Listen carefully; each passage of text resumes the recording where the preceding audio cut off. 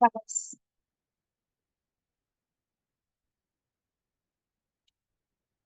A Diana, hola Diana, ¿qué tal? Está Diana, JP, Alison, César, Fiorella, Antoinette. ¿Qué tal, chicos? ¿Cómo se encuentran? Buenas tardes, chicos. Bien, a ver, voy a comenzar a compartirles el material de teoría, ¿ya? A ver, ahí les voy a compartir el material de teoría.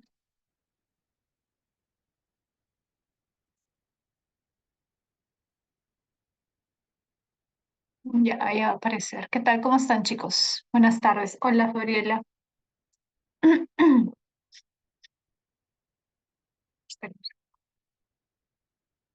tal? Ya, a ver. Hola, hola Brenda, ¿qué tal? Bien, chicos. Bueno, espero que se encuentren bien. Ya está empezando a hacer un poquito de frío, ¿no? No se vayan a estar amaneciendo porque cuando hace frío y uno se amanece es peor.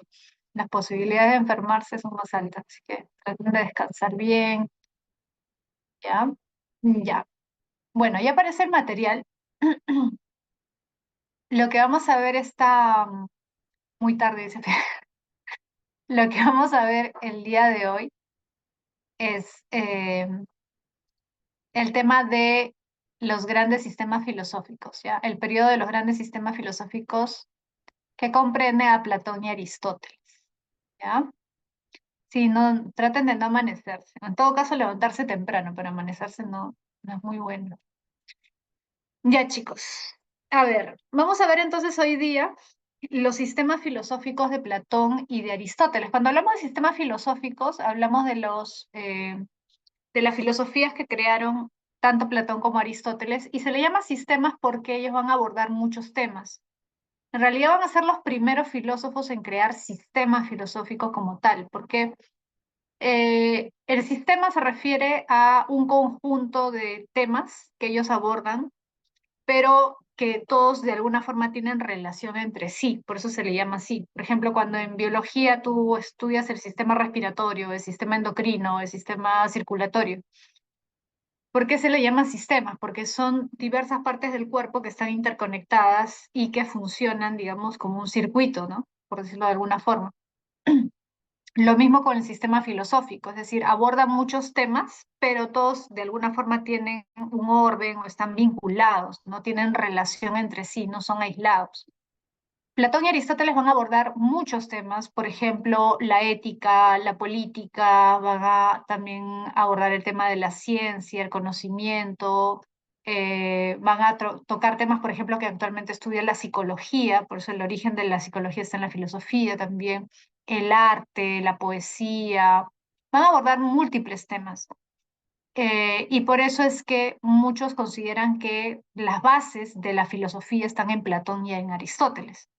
¿Sí? Muchos consideran que la base de todo el pensamiento filosófico está ahí y por eso es que siempre los filósofos, incluso filósofos ya muy posteriores, siempre regresan a estos filósofos clásicos, ¿no? A Platón y Aristóteles. Ahora, en el caso de Platón, en el caso de Platón, mira, tú debes recordar, o debes saber, bueno, ya habíamos hablado un poco, creo, de eso, que fue discípulo de Sócrates y por eso mismo es que va a tener una influencia muy grande de su pensamiento, ¿no? Una de las formas en que tú puedes notar su influencia de Sócrates, la influencia de Sócrates en Platón, es que sus obras están escritas en forma de diálogo. ¿Para qué? Para mostrar el método mayéutico. ¿Te acuerdas? La mayéutica que consistía en eso, en el diálogo, en el debate, la discusión, pero no es discutir por discutir, ¿te acuerdas? Sócrates creía que en el debate, la discusión, podíamos ir poco a poco acercándonos a la verdad.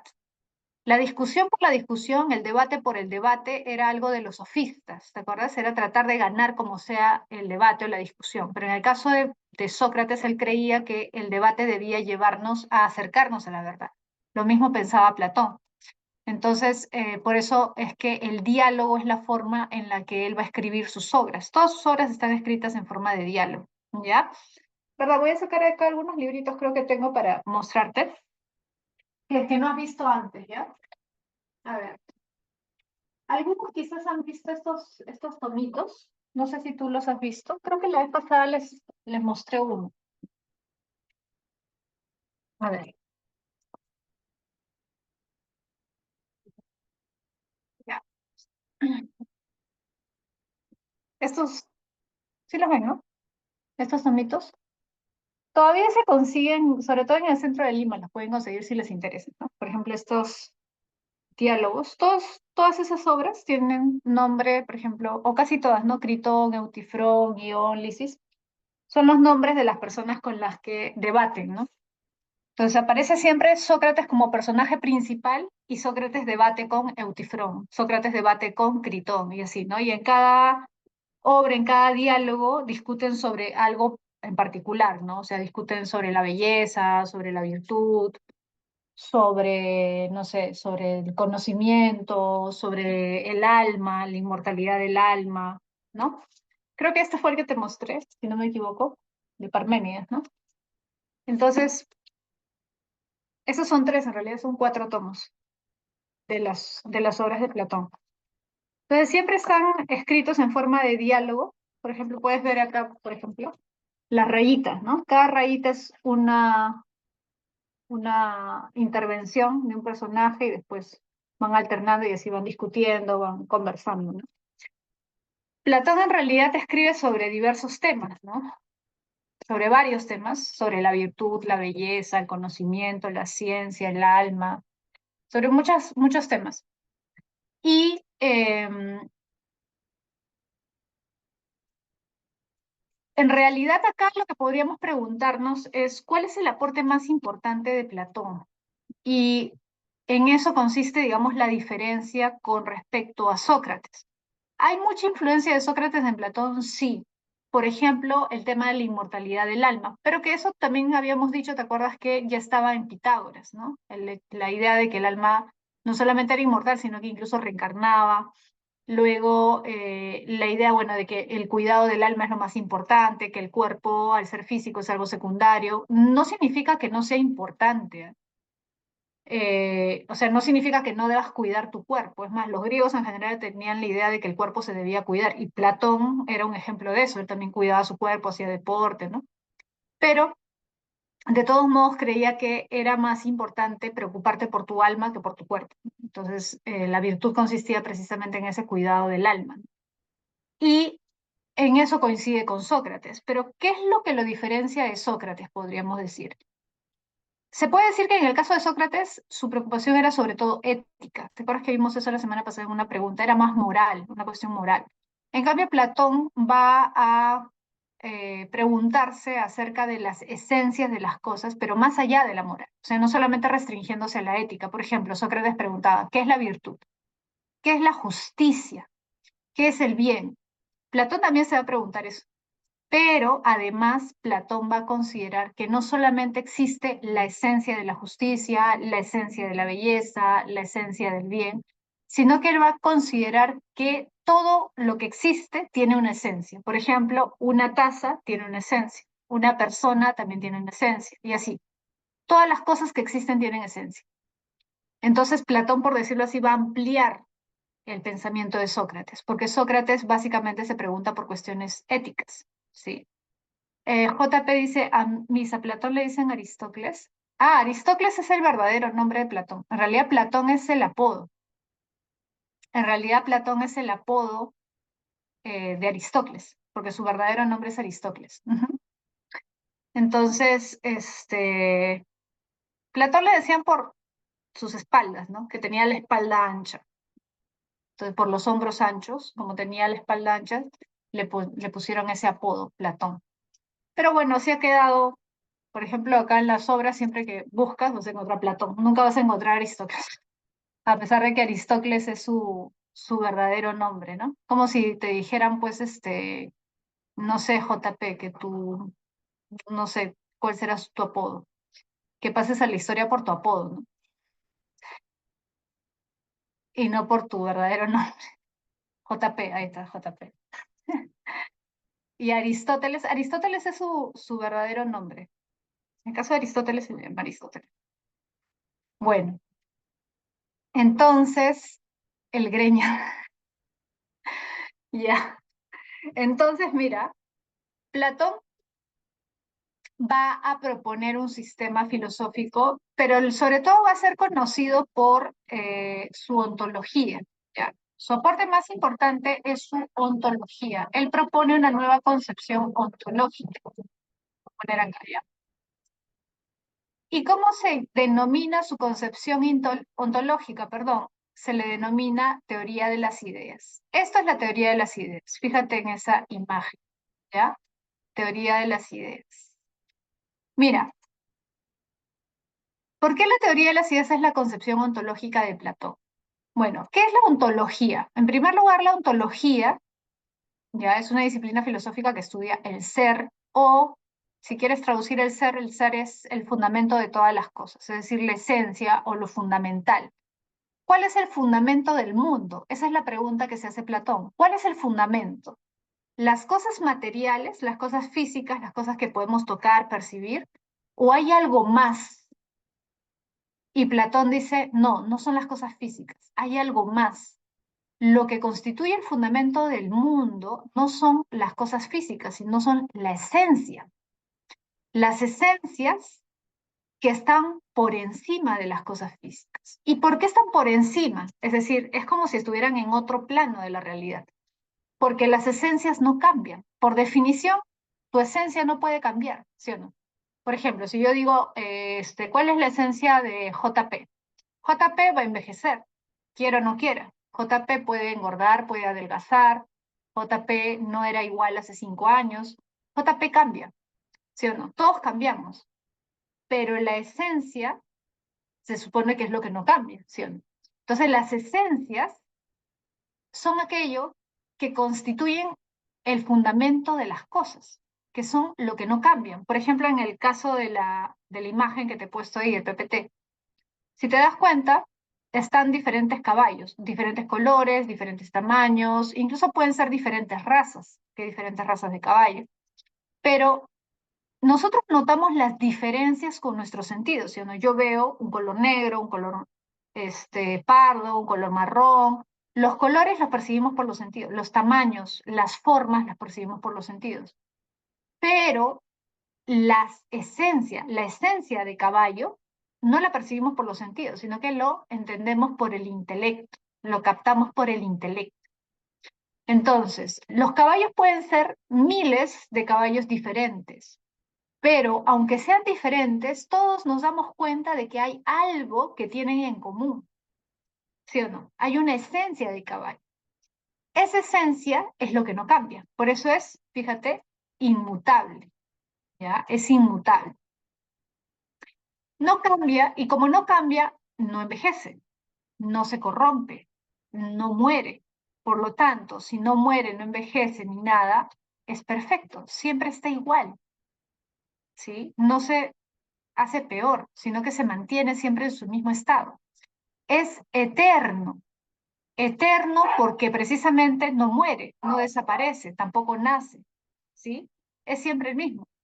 Y por lo tanto, dice Platón, este es el mundo real, el mundo verdadero, ¿sí?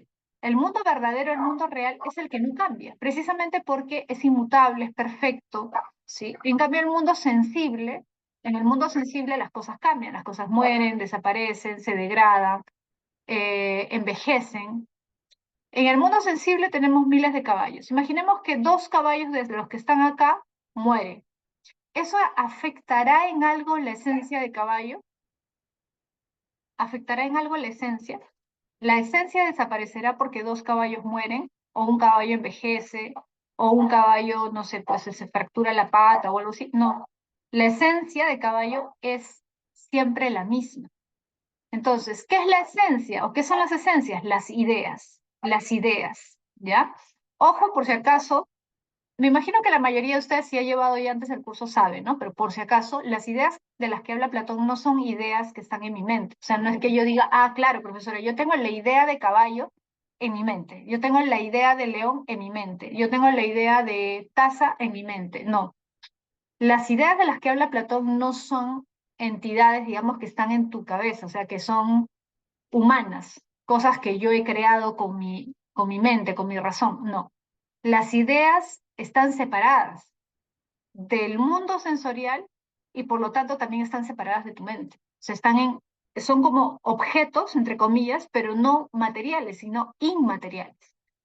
Porque si fueran materiales, o sea, si estuvieran hechas de materia, envejecerían, pues, desaparecerían, ¿sí o no? Se corromperían, ¿no? Pero como no tienen materia, no envejecen, no cambian, no desaparecen, no mueren. Entonces son objetos ideales. Se les llama así, objetos ideales, porque objeto en el sentido de que no es algo subjetivo, no es algo que yo creo con mi mente, es algo que tiene una realidad, existe, pero existe sin materia, ¿sí? Son objetos ideales. Entonces, Claudia Morales dice, por eso creía que el arjé era el ser.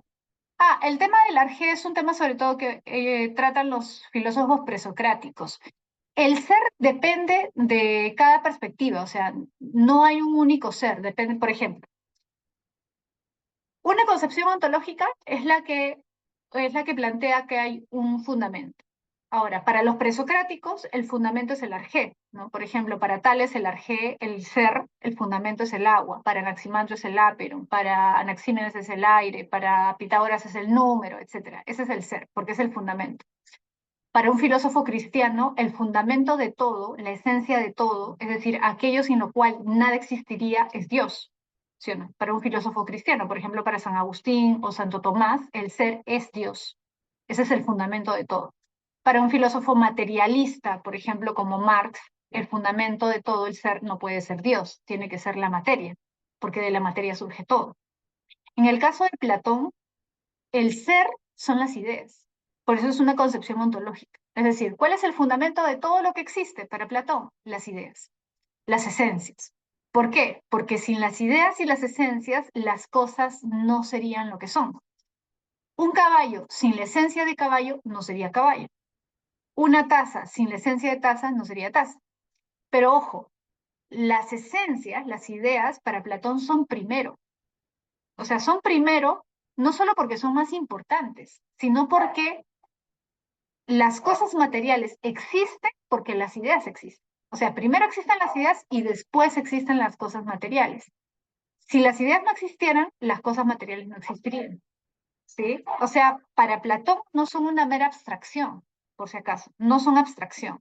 Repito, no es que yo diga, ah, yo tengo la idea del león en mi cabeza, ah, ya esa es una idea. No, las ideas no son contenidos que están en la mente, en el cerebro de una persona. Para Platón, las ideas existen como tal, solamente que son inmateriales, ¿sí? Precisamente por eso es que muchas veces se ha, de alguna forma, asociado el pensamiento de Platón y por eso es que muchos filósofos cristianos asociaron el platonismo con el cristianismo, pues porque suena como que una especie de cielo, ¿no? Como una especie de realidad, realidad inmaterial, ¿no? Como el mundo, el otro mundo, ¿no? El mundo superior, ya, algo así. Por eso es que hay mucha relación entre el platonismo y el cristianismo. Por ejemplo, San Agustín, pues San Agustín era cristiano y era platónico al mismo tiempo. Ángela dice, Miss, entonces el mundo sensible se percibe a través de los sentidos y para el mundo de las ideas o inteligibles se basa en percibir el intelecto. Claro, es a través del intelecto, exactamente. El mundo físico, el mundo sensible, ¿cómo lo captas? ¿Cómo lo conoces? A través de tus sentidos. ¿Y cómo captas el mundo de las ideas? ¿Cómo comprendes las ideas? A través del intelecto, a través de la inteligencia. Entonces, para Platón, si tú quieres conocer la verdadera realidad, tienes que guiarte de tu razón, no de tus sentidos, sino de tu razón. ¿Se entiende? Ahora, quería terminar de explicarte, quiero que entiendas esto, cómo así primero son las ideas, las esencias y luego son las cosas. Precisamente porque las ideas no son una abstracción de las cosas, sino que son una realidad. Mira, esto es algo que a veces yo no explico mucho porque toma un poco de tiempo, pero les voy a explicar, ¿ya? Es un tema del que a veces no se habla mucho en general, ¿ya? No sé si tú has escuchado del demiurgo, o algún profesor alguna vez si has llevado el curso de filosofía te ha hablado del demiurgo, ¿sí? Platón cuenta, para los que no saben, Platón cuenta que hay una especie de dios, un dios artesano. Imagínate estos artesanos que trabajan con el barro. ¿Has visto que hacen sus vasijas de barro, no? Ya.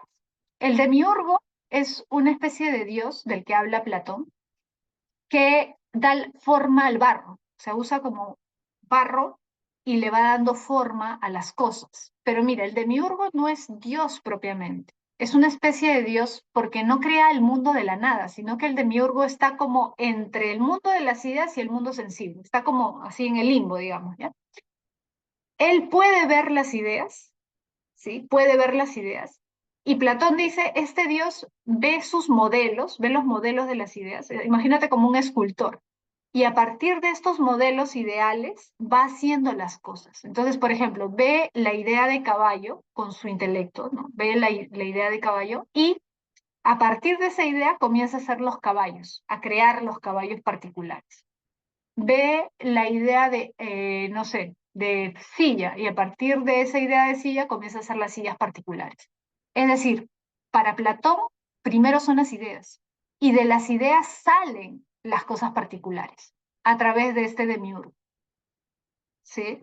Entonces, eso es lo que plantea Platón, que hay dos mundos. Los dos mundos son distintos, porque uno es inmutable, perfecto, eterno y real, y el mundo sensible es todo lo contrario. A ver, si las ideas no cambian, ¿el mundo sensible cambia o no? Por ejemplo, ¿nosotros cambiamos o no? ¿O siempre estamos igualitos? Nosotros envejecemos, ¿sí o no? El mundo sensible es cambiante, es cambiante. ¿Qué más? O sea, es mutable, muta, muta, cambia. Es imperfecto. ¿Por qué? Porque en este mundo todo se corrompe, todo desaparece, ¿sí o no? Todo envejece, ¿cierto? ¿Es eterno?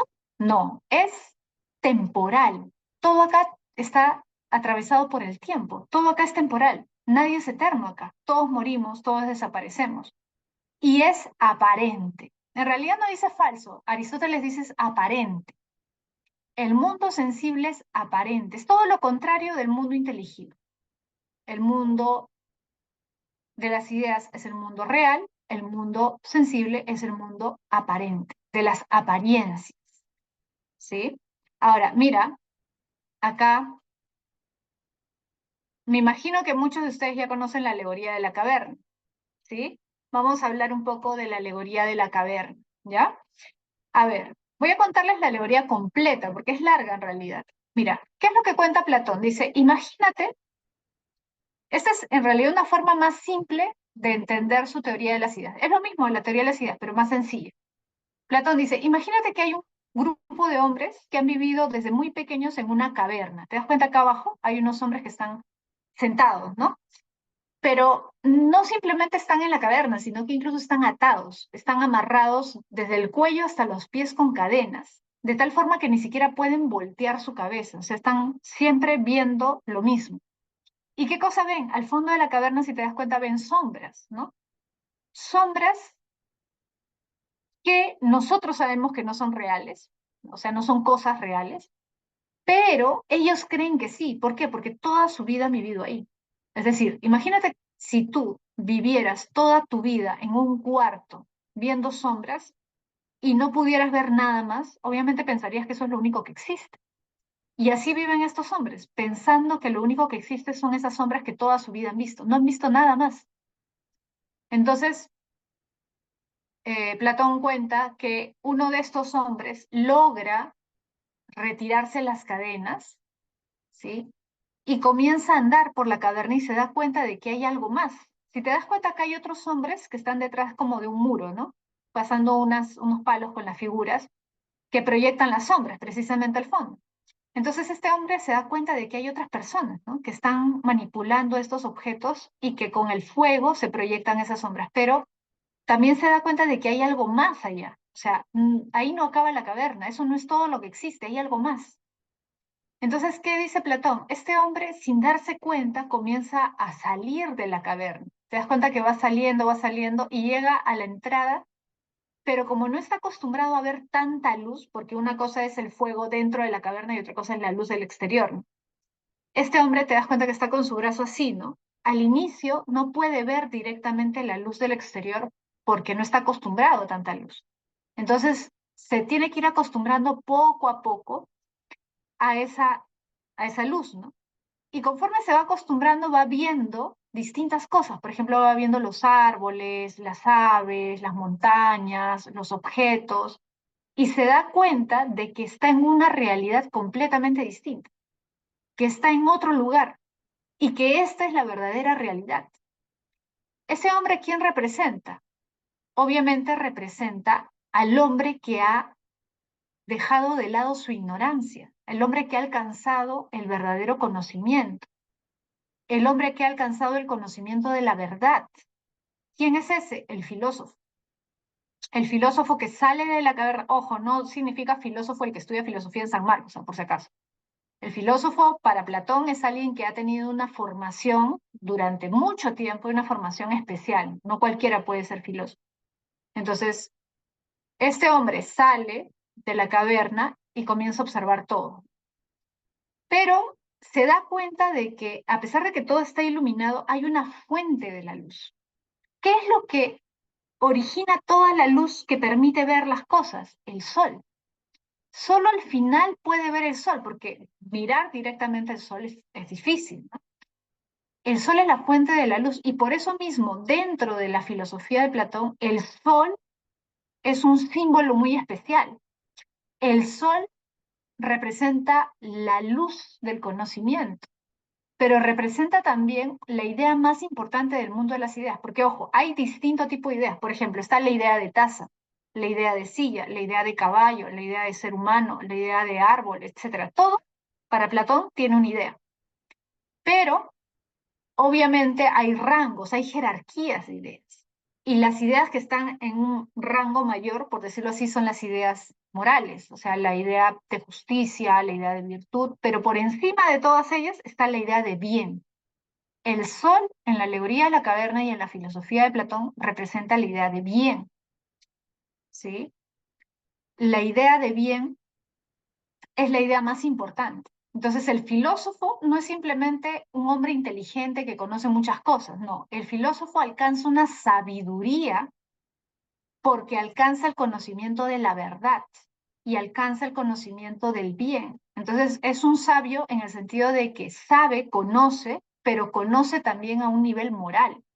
Y precisamente como alcanzar la sabiduría implica ser bueno, o sea, no puede ser sabio y ser malo al mismo tiempo para Platón, eso es imposible. La verdadera sabiduría consiste en el conocimiento del bien.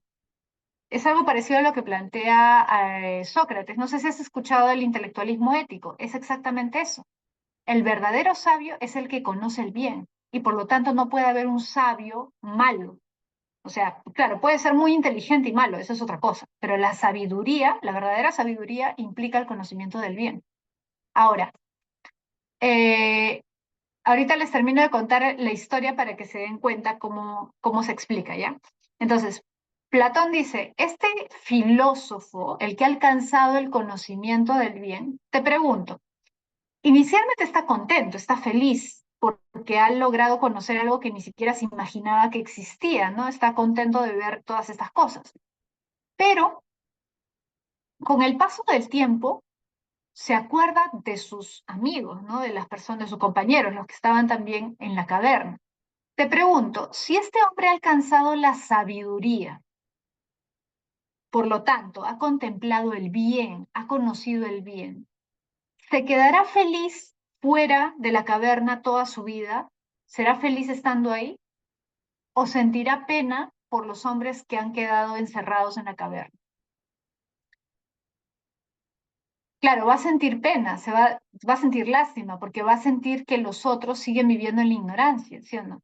Entonces él va a sentir un compromiso moral, tiene un compromiso moral. Si es un hombre bueno, no se va a sentir feliz estando él solo ahí afuera. Va a querer regresar. Y eso es lo que hace este hombre, regresa. Por eso el filósofo, recuerda para Platón, la política también es importante. El filósofo tiene un compromiso moral con los demás. Si el filósofo es un hombre sabio, es un hombre bueno. Y si es un hombre bueno, no es un hombre egoísta. Se preocupa, se tiene que preocupar por los demás, por su sociedad. Entonces, ¿qué hace ese filósofo? ¿Qué hace ese hombre sabio? Regresa a la caverna para ayudar a estos hombres que han quedado encerrados en la ignorancia a salir de la caverna, ¿no? Salir de su ignorancia. El problema, dice Platón, es que cuando regresa a la caverna, a ver, cuando tú de un lugar con luz entras a un lugar muy oscuro, ¿eres torpe o eres hábil para desplazarte? ¿Te desplazas con facilidad, caminas con facilidad o te tropiezas, te caes? Obviamente te vuelves torpe. En la oscuridad te vuelves torpe si es que estás entrando desde un lugar iluminado. Eso es lo que da a entender Platón. Mira, es bien interesante la alegoría. Lo que da a entender él es que el sabio, dentro de una sociedad donde la mayoría vive engañado y vive viendo sombras y viviendo de apariencias, el sabio es visto como un loco, pues como alguien torpe, alguien tonto. La gente no entiende su sabiduría, la gente no entiende su forma de comportarse, no entiende de qué cosas le hablan. Entonces este hombre ingresa a la caverna, pero como ya no está acostumbrado a esa oscuridad, comienza a cometer errores, a tropezarse, ¿no? A hacer una serie de cosas. Claro, la caverna representa, ¿qué cosa? El mundo sensible, pues. El mundo sensible, el mundo de apariencias. ¿Sí o no? En el mundo sensible, o sea, la mayoría de hombres, ¿cómo vive? Mira, la mayoría de hombres vive en el mundo sensible, guiado por sus sentidos. ¿La mayoría se guía por sus sentidos o no? Por lo que ve, por lo que escucha. Ah, me dijeron tal cosa. ¿Mm? O yo opino tal cosa. Pero opinamos muchas veces sin conocer, sin saber, ¿no? Respeta mi opinión, ya, pero a veces tu opinión puede ser equivocada, ¿no? Entonces, la mayoría en el mundo, la mayoría de las personas que viven en el mundo se guían por sus sentidos, se guían por las apariencias, se guían por las opiniones. Este hombre que ha salido de la caverna, ¿qué cosa representa ese mundo exterior? El mundo exterior, ese mundo donde está el sol y todo lo demás, ese es el mundo de las ideas. Es el mundo que ha alcanzado este hombre, ¿no? Al salir de la caverna. Pero, ojo, esta es como una especie de metáfora, o sea, no es que realmente piense Platón que es así, ¿no? Es una forma simple, es como una parábola. Así como Jesús explicaba, ¿te acuerdas? Daba enseñanzas a través de parábolas, de cuentos, igual. Platón trata de explicar su teoría de las ideas de esta manera que es más simple. Entonces, este mundo iluminado es el mundo de las ideas, que solamente alcanzan a aquellos que se guían a través de su razón. Pero como el sabio tiene un deber moral, regresa a la caverna a tratar de sacar a las demás personas de su ignorancia. Pero el problema es que si alguien te dice que eres ignorante o que estás equivocado, ¿te lo tomas a bien o no? La mayoría se toma bien que le digan que es ignorante o que está equivocado, o que les haga preguntas que los hacen quedar mal, que no pueden responder. No, la mayoría no, pues, ¿no? Entonces, ¿qué pasa? Que este filósofo, este sabio regresa, trata de convencer a sus compañeros de que están viviendo en la ignorancia y que tienen que salir de ahí, trata de guiarlos hacia afuera, trata de sacarlos de su ignorancia y llevarlos al verdadero conocimiento, pero ellos se molestan y terminan matando. ¿A quién representará este hombre? A ver, ¿quién se dio cuenta? O quién sabe, quizás ya le contaron la historia. A Sócrates, pues. A Jesús también podría ser, ¿ah? Ojo que la figura de Sócrates y de Jesús está muy vinculada, muy vinculada. En la época del Renacimiento se consideraba que eran, o sea, no la misma persona, pero que eran dos hombres que en el fondo eran lo mismo, ¿no? O sea, representaban lo mismo. Pero claro, acá Platón hace referencia a Sócrates. Recuerda que Sócrates, ¿qué hacía con su mayéutica? Tratar de sacarte de la ignorancia. Sin él darte las respuestas, trataba de ayudarte a que tú mismo alcanzaras el conocimiento de la verdad o te acercaras a la verdad. Pero el problema es que Sócrates era cargoso, pues, o sea, Sócrates te ponía preguntas que a veces no sabías responder y hacía notar tu ignorancia y la mayoría se sentía incómodo, molesto de que Sócrates lo dejara como un ignorante. Por eso se ganó muchos enemigos y terminan matándolo, igual que a este hombre, a este filósofo que regresa a la caverna, Sócrates también quiso ayudar a la gente, pero al final lo terminan matando, lo terminan condenando a beber la cicuta, ¿te acuerdas el veneno, no? Y termina así, muerto, ¿no? Entonces, por eso Platón dice, ese es el problema, ¿no? Que el verdadero sabio, frente a mucha gente ignorante, va a parecer un tonto, va a parecer un loco, va a parecer alguien que en vez de beneficiarlos, los quiere dañar, ¿no? Pero eso es ¿por qué? Por la ignorancia de la gente que vive siempre de las apariencias. Incluso si te das cuenta, estos hombres que están cargando estos palos con estas figuras, ¿quiénes podrían ser? Porque la alegoría de la caverna tiene múltiples significados, ¿ah? También tiene un significado no solamente con respecto a la época de Platón, o sea, de Sócrates, sino también con respecto a la política, por ejemplo. Los que terminan, por ejemplo, acusando a Sócrates para llevarlo a la muerte fueron sofistas, o los medios de comunicación, etcétera, ¿no? O sea, cualquier persona que te manipula, que te dice las cosas que tú quieres escuchar para manipularte, pues los medios de comunicación, los políticos, ¿no? Sí, claro, los que no quieren que tú sepas la verdad, los que te ocultan la verdad con apariencia, ¿sí o no? Entonces, Platón, ¿qué te diría? Claro, la mayoría de personas se queda con eso. Y hasta ahora nosotros vemos ese tipo de formas de manipulación incluso en la política, ¿no? Cuando hay elecciones presidenciales que salen los candidatos cargando bebitos, ¿no? Poniéndose ponchos, comiendo comida en los mercados, cosas que no hacen nunca, las hacen en campaña, ¿no? ¿Para qué? Para ganarse pues el favor de la gente, ¿no? ¿Pero por qué? Porque mucha gente lamentablemente se deja guiar por las apariencias, ¿sí o no? O en los medios de comunicación, bueno, lo bueno es que últimamente ya con las redes sociales y todo eso, la gente ya está un poquito más informada, pero también los medios de comunicación a veces buscan la manipulación de la gente, ¿no? Y la gente se deja llevar por lo que ve en las noticias o por ciertas versiones que te dan acerca de lo que está pasando en el mundo, o lo que está pasando en el país, ¿no? Entonces es bien interesante la alegoría de la caverna porque en realidad se le puede dar muchas interpretaciones y una interpretación política no es incorrecta porque efectivamente lo que pasó con Sócrates fue una cuestión política porque Sócrates era crítico de la democracia y no era crítico de la democracia porque pensara que el pueblo no debía participar en la política, sino porque se daba cuenta que lamentablemente la mayoría, fíjate esos hombres que están en la caverna, la mayoría es manipulada por una minoría y cree que está tomando las decisiones libremente. O sea, mucha gente cree en la democracia porque cree que están gobernando ellos, pero en buena medida la mayoría vive manipulada, ¿no? Por ciertos grupos o ciertos sectores. Por eso Sócrates era crítico de la democracia, ¿no? La democracia, lamentablemente, para Sócrates, Platón y Aristóteles, se corrompe fácilmente.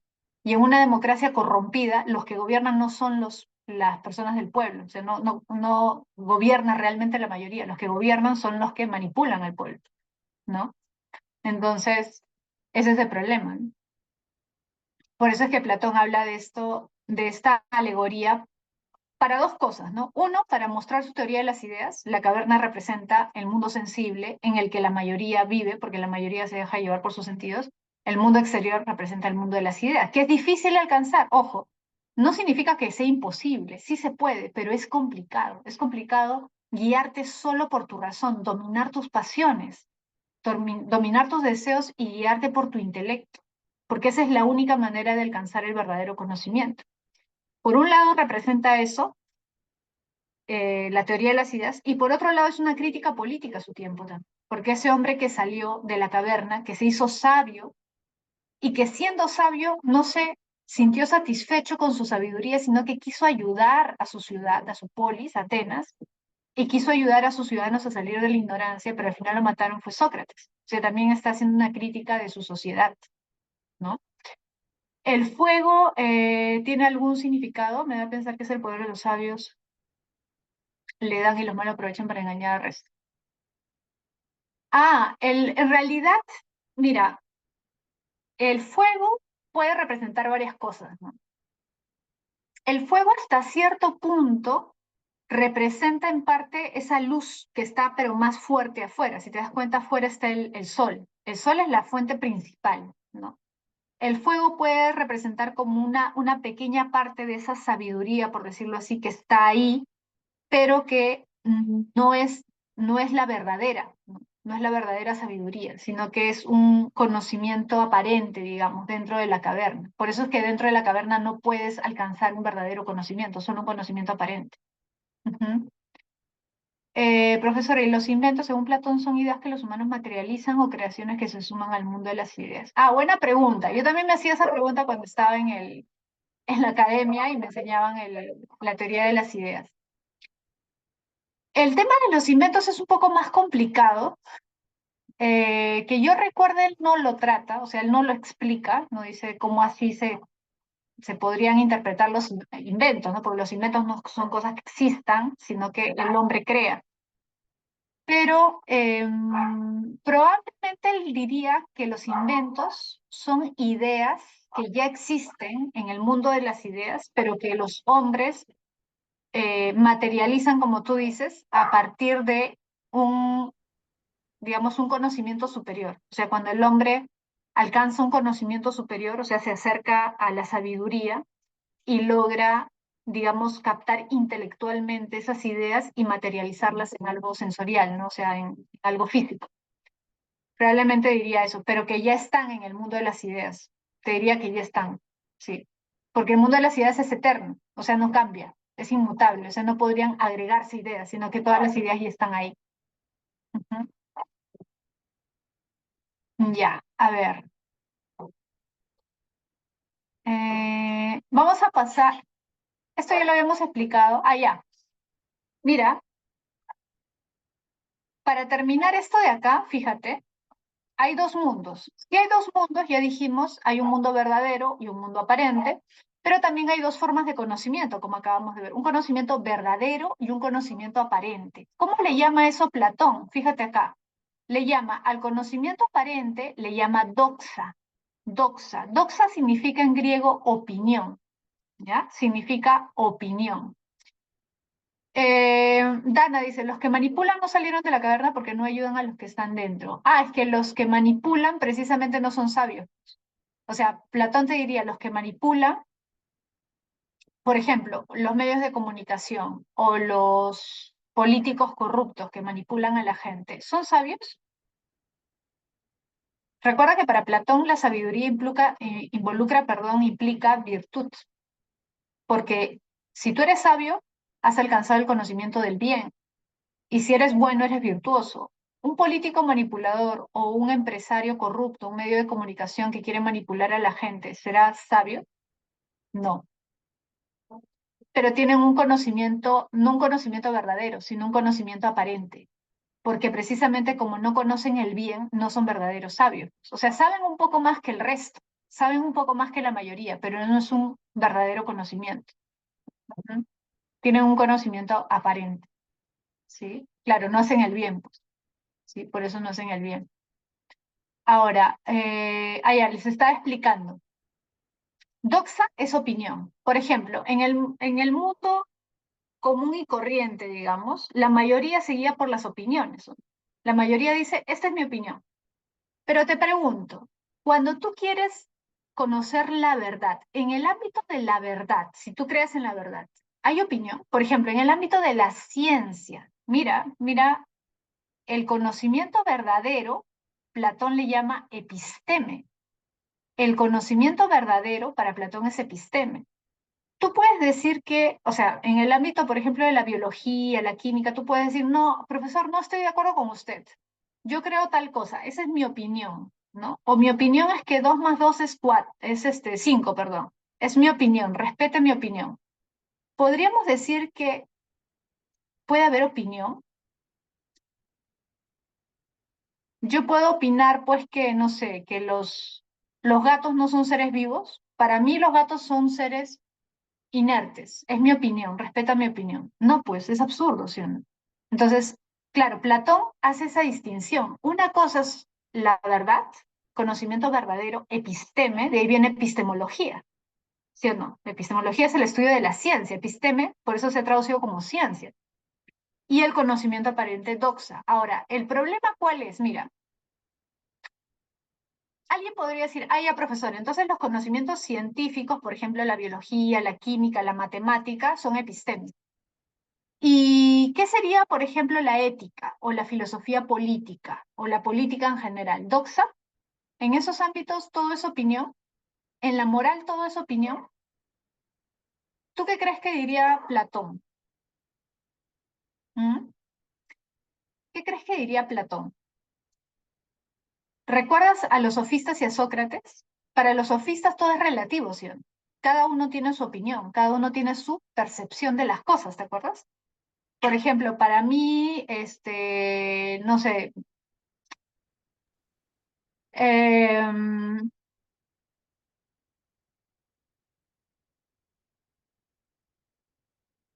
no sé, levantarme de la mesa antes de que otros hayan terminado de comer no está mal, pero para Pepito sí, porque a él lo han criado de otra forma, ¿no? Entonces, bueno, somos dos personas diferentes que hemos sido criadas en culturas diferentes o de manera diferente y bueno, ninguno está bien ni está mal. Para los sofistas todo es relativo, ¿sí? Bueno, acá estamos hablando de una cuestión de comportamiento, de buenas costumbres, malas costumbres, ya eso es otra cosa, pero a lo que voy es que los sofistas relativizaban todo, o sea, no solamente el comportamiento, los buenos modales, ¿no? Sino todo, o sea, por ejemplo, ¿qué es lo bueno? ¿Robar está bien o está mal? Un sofista te diría, depende. Si en tu cultura está penado robar porque eso trae una serie de consecuencias, porque eso han establecido las leyes, los hombres se han puesto de acuerdo, entonces está mal. Si en otra cultura no está prohibido, pues estará bien para ellos, es relativo, ¿sí? No sé, pues ser infiel, ¿está bien o está mal? Depende. Quizás en otra cultura ser infiel no es algo, no es algo que esté mal visto. El homo mensura, claro, efectivamente. Eso decían los sofistas, pero Sócrates creía que no todo es relativo, ¿te acuerdas? Sócrates decía, no, sí hay verdad. No es que la justicia depende de mi punto de vista, la justicia es la justicia, hay que tratar de entender cuál es la esencia de la justicia. Sócrates y Platón también van a pensar así. Entonces, para Platón no es solamente, ojo, no es solamente en la biología, la química, la matemática, donde hay episteme, conocimiento objetivo, y que todo lo demás es subjetivo. Doxa es subjetivo, opinión. No. Para Platón, también la justicia, o sea, las cuestiones de la ética, la política, también son objetivas. Por eso es que él critica a los sofistas. No solamente Sócrates criticó a los sofistas, Platón también critica a los sofistas, porque dicen, no, no todo es relativo. También en el ámbito de la sociedad, digamos, o sea, de la moral, de la ética, de la política, también debemos buscar el conocimiento. El hecho de que sea más difícil no significa que sea imposible. Porque claro, yo entiendo que varios pueden decir, profesora, pero bueno, hay puntos de vista diferentes, ¿no? Ya, pero el hecho de que hayan 10 puntos de vista diferentes significa que todos son válidos, que todos están bien. Platón te diría, no, pues hay que tratar de encontrar cuál está bien o si ninguno de los 10 está bien y hay otra forma de entender ese problema, ¿no? Pero el hecho de que haya muchas opiniones no significa que todas las opiniones sean válidas. Entonces, Platón por eso plantea que hay un conocimiento verdadero. El conocimiento verdadero se da si tú te guías por tu intelecto, ¿no? Y logras conocer las esencias. Por ejemplo, ¿qué es la virtud? ¿Sabes qué es la virtud? ¿Conoces la virtud? ¿Qué es la justicia? ¿Sabes qué es la justicia? La justicia en sí, ¿sí? ¿Se puede lograr ese conocimiento? Sí. ¿Es fácil? No. Pero si te guías por tu intelecto, lo puedes lograr. Pero si solamente te guías por tus sentidos, por las apariencias, por las opiniones de la gente, no vas a alcanzar el conocimiento verdadero. Eso es lo que critica Platón. ¿Te das cuenta? Entonces, conocimiento verdadero, episteme, mundo de las ideas. Conocimiento aparente, doxa, mundo sensible. ¿Sí? Y por último, mira, tenemos la concepción antropológica de Platón, que es dualista. Dualista, ¿por qué? Porque dice que tiene dos elementos, cuerpo y alma. O sea, el hombre es dual, es un compuesto de dos elementos, cuerpo y alma. El cuerpo, obviamente, es la parte mortal. El cuerpo muere, el alma no muere para Platón. Recuerda que hay una influencia ahí de Pitágoras, de Sócrates. El alma es inmortal para Platón. El alma reencarna muchas vidas durante mucho tiempo. Y por eso Platón dice, hay que esforzarnos por ser buenos, por ser virtuosos, porque si nos esforzamos por ser virtuosos, nuestra alma en el futuro va a reencarnar en un hombre mejor, va a perfeccionarse y va a llegar un momento en que ya no necesita reencarnarse, porque va a ser sumamente virtuosa. Es como que se va a liberar del cuerpo. Entonces, por eso él plantea esta dualidad entre el cuerpo y el alma. Los dos, ojo, se cuidan. Platón cuidaba su cuerpo también, ¿no? Por eso es que Platón tiene este apodo, ¿no? De espaldas anchas, ¿no? Porque él cultivaba el deporte. Todos los griegos le prestaban atención al cuidado del cuerpo, pero lo que criticaba Platón es que hubiera gente que se preocupara solo por su cuerpo, o principalmente por su cuerpo, y no se preocupara por su alma. Eso es lo que criticaba él. Él decía, de los dos, más importante es el alma. Deberíamos esforzarnos más por ser virtuosos que por ser bellos físicamente, ¿no? Y por eso él dice esto, que también lo decía Sócrates, ¿no? El cuerpo es la cárcel del alma, porque el cuerpo siempre te plantea, o sea, no en el sentido de que el cuerpo sea completamente malo, pero el cuerpo te ata al mundo. Por ejemplo, Platón tiene una frase bien bonita, no recuerdo en qué diálogo está, pero es bien bonito porque te dice, es como cuando tú estás estudiando, cuando estás leyendo, estás estudiando, estás haciendo un ejercicio, qué sé yo, te quieres concentrar, ¿sí o no? Estás estudiando, no sé, biología, química, pero te da sueño, o te da hambre, o te da sed, o te da ganas de ir al baño, ¿no? El cuerpo te impide, es como una especie de obstáculo para que tú alcances el conocimiento, para que alcances la verdad. Tú quieres, tu alma se esfuerza por alcanzar, pero está encerrada en un cuerpo que le está pidiendo siempre cosas, le está pidiendo cosas y no la deja en paz, no la deja tranquila, te limita, claro. ¿Te imaginas si no sintieras sueños, si no sintieras hambre, todo lo que podrías estudiar? Por eso Platón dice, el cuerpo es como un obstáculo, ¿no? Es como una cárcel que nos mantiene atado al mundo. Y peor si tienes deseos, pues, de cosas, ¿no? De cosas materiales, ¿no? Es peor, ¿sí? Entonces, para Platón, el alma y el cuerpo son parte, o mejor dicho, son los elementos que conforman al ser humano, ¿no? La parte mortal y la parte inmortal. Pero, mira, te he agregado acá una diapositiva, que a veces no lo explico, pero creo que es importante para explicar o entender mejor a qué se refiere con el alma y cuáles son digamos, las características del hombre, ¿ya? Mira, esta es la alegoría del carro alado. Así como tenemos la alegoría de la caverna, tenemos la alegoría del carro alado, que es una alegoría menos conocida, pero es interesante, para entender también la diferencia con Sócrates, porque Sócrates condenaba todo tipo de pasiones. Para Sócrates todas las pasiones eran malas, pero Platón va a decir, no, hay pasiones que son positivas. Mira, el alma, ojo, no el hombre, ¿ah? No el hombre es cuerpo y alma. Ya, ahora nos quedamos con el alma. El alma tiene tres partes. Por eso esto se le llama la teoría tripartita del alma. El alma tiene tres partes. Fíjate en la figura. Tenemos el auriga. ¿Has visto Ben-Hur? ¿Has visto Ben-Hur?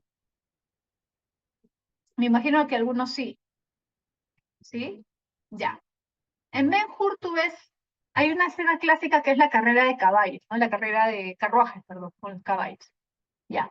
Está ahí el auriga, el cochero es el auriga, que representa el alma racional.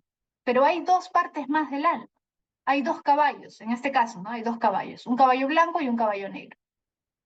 La que siempre debe guiar es el alma racional, por eso es el cochero. El cochero tiene las bridas de los caballos, está ahí guiándolos. El caballo negro representa las pasiones bajas, las pasiones más difíciles de controlar, por ejemplo, los deseos carnales, el deseo de riqueza, el deseo de poder, que es difícil de controlar. Mientras que el caballo blanco representa las pasiones nobles, las pasiones buenas, porque hay algunas pasiones que pueden ser buenas, dice Platón. Por ejemplo, si tú buscas la justicia. Por ejemplo, ves una noticia y te indigna. ¿Esa indignación es positiva o no? ¿Qué dices? Está bien que tú te indignes, por ejemplo, si ocurre, no sé, pues una injusticia, alguien mata a una niña, por ejemplo, por robarle a algo, por, no sé, abusar de ella. Te da cólera, ¿sí o no? ese sentimiento de indignación, de cólera, ese deseo de buscar justicia, es positivo, es positivo, porque no lo estás haciendo por algo egoísta, por algo malo, estás buscando el bien, estás buscando la justicia. Pero, fíjate, es una pasión noble, pero a pesar de que es una pasión noble, es un deseo bueno, no puedes dejar que se vaya por su cuenta, por decirlo así. Porque si tú no controlas eso racionalmente, puedes terminar cometiendo una injusticia, ¿o no? Por ejemplo, ¿qué pasa si, como ha ocurrido a veces, ¿no? Se le acusa a alguien de robar, te da cólera, te indigna. Y alguien dice, yo lo vi a Pepito saliendo de la casa, él seguro es el ladrón, todos se van contra él, ¿sí o no? Supongamos que lo linchan, lo matan. Y después se enteran que Pepito no era el ladrón, sino que era otro. ¿Qué puedes hacer? Ya no puedes hacer nada. Es decir, tu indignación te puede llevar también a algo malo. La indignación no es mala, pero si tú dejas que el deseo, la pasión se vaya por su cuenta, puedes terminar cometiendo una injusticia. Entonces, la razón es fundamental para guiar las pasiones. En el caso del caballo malo, las pasiones bajas para controlarlas, y en el caso del alma irascible, o sea, de las pasiones nobles, para guiarlas, ¿no? Para orientarlas y que no se vayan por su cuenta. ¿Se entiende?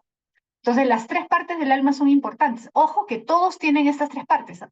O sea, no es que, no sé, pues Mahatma Gandhi tenía solamente alma racional, no, ¿no? O que, no sé, X persona que es muy sabia solamente tiene alma racional. No, todos tenemos alma racional, alma apetitiva y alma irascible. Ahora, el tema es cuál domina a cuál. O sea, ¿cuál es la que predomina? Hay personas que su alma racional es la que domina sus otras dos partes pasionales y hay otros que no, ¿sí o no? Hay otras personas que son muy impulsivas o que son muy ambiciosas, que son capaces de hacer cualquier cosa. O sea, ojo, para Platón todos nacemos con una parte dominante, pero también es una cuestión de aprender a, digamos, que nuestra alma racional sea la que dirija. Ojo, para Platón, cada uno nace con una parte dominante. En algunos domina la razón, en otros domina el alma irascible, en otros domina el alma apetitiva, pero a pesar de que tenemos una tendencia natural, se puede trabajar, se puede hacer, se puede educar el alma para que sea la parte racional la que domine, ¿sí? A ver, voy a leer los comentarios. Ángela dice, Miss, el alma racional sería representado por la sabiduría y el alma irascible sería representado por la alma. Ajá, sí. El alma racional, o sea, cuando el alma racional domina y está bien, digamos, cultivada, podemos decir que el hombre alcanza la sabiduría. Precisamente, ¿no? Por ejemplo, Sócrates. Sócrates tenía, pues, Platón diría, sus tres almas, las tres partes. Pero la parte que él más educó y que sobresalía en él era el alma racional, por lo tanto fue un hombre sabio. En el caso de ciertos hombres, por ejemplo, su parte dominante es la parte del alma irascible. Y esos son los hombres, por ejemplo, que buscan, que son muy valientes, por ejemplo, que buscan proteger su ciudad, los soldados, por ejemplo, ¿no? ¿Te acuerdas de eso vamos a hablar luego, cuando veamos filosofía política? ¿Te acuerdas de los reyes filósofos, los guardianes y los labradores, ¿no? Los trabajadores. Exactamente eso. O sea, ¿qué representa o qué sobresale o qué debe sobresalir en los guardianes? La valentía, pues porque ellos son los encargados de proteger a la ciudad. ¿Y qué sobresale en los trabajadores, los artesanos, los labradores? La templanza. La templanza es la sabiduría. O sea, todos podemos alcanzar, mejor dicho, la virtud de la clase trabajadora. La virtud sería la templanza. ¿Qué es la templanza? El autocontrol.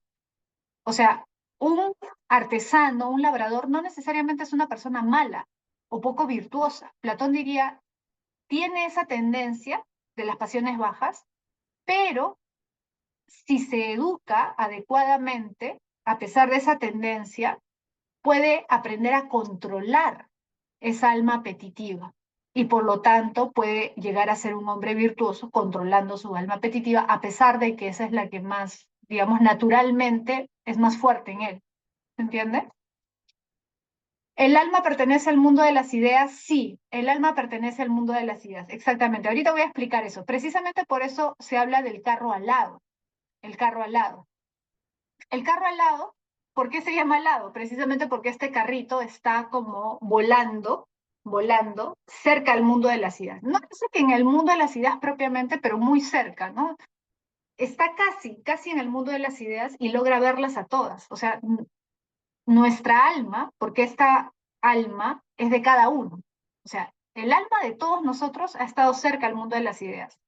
Pero dice Platón, el problema es que este caballo negro en un momento quiere liberarse, precisamente como es un caballo desobediente, ¿no? No está, no está cómodo con que lo estén sosteniendo, siempre es el más complicado de manejar. Las pasiones bajas son las más complicadas de manejar y trata de escapar. Y el tratar de escapar provoca la caída del carro. Entonces el carro cae al mundo sensible y queda atrapado en el cuerpo. Por eso el cuerpo es como una cárcel, como una jaula. Y el alma, al quedar atrapada en el cuerpo, se queda en el mundo sensible, ¿no? En un ser humano. Y por eso es que a pesar de que está en el mundo sensible, tiene ciertas intuiciones de la verdad. Por eso es que si el hombre se esfuerza, puede alcanzar el conocimiento, porque el conocimiento ya está en tu alma, solamente hay que despertarlo, hay que recordarlo. Y de ahí viene esta idea, ¿no? De que el conocimiento consiste en recordar, eso se le llama reminiscencia, que es algo que planteaba también Sócrates. Sócrates también decía eso, por eso que la mayéutica consistía no en que él te daba conocimiento, sino en despertar el conocimiento que tú ya tenías en ti, solamente ayudarte, guiarte para que tú recordaras lo que tu alma ya sabía, ¿sí? Claro, por eso se dice que el alma está encerrada en el cuerpo, porque el alma cae y queda encerrada en el mundo sensible a través de un cuerpo. Por eso es que una de las, digamos, de los objetivos del filósofo para Platón es liberarse del cuerpo lo más posible. ¿Y cómo te liberas del cuerpo? Dominando tus pasiones, dominando tus deseos, tus apetitos, ¿no? Y no solamente eso, sino también tratando de ser lo más virtuoso posible, precisamente dominando tus apetitos para que ya no reencarnes más o para que perfecciones tu alma y llegue un momento en que tu alma ya no reencarne más, porque ya no necesita del cuerpo, ¿sí? Bien, a ver, vamos a pasar ahora a Aristóteles, ¿ya? Aristóteles.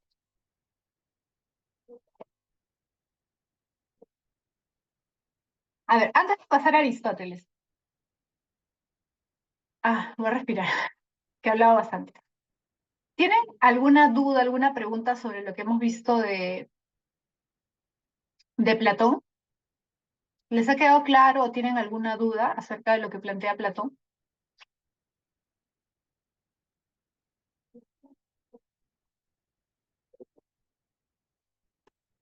¿Todo claro? ¿Sí? ¿Tienen alguna duda?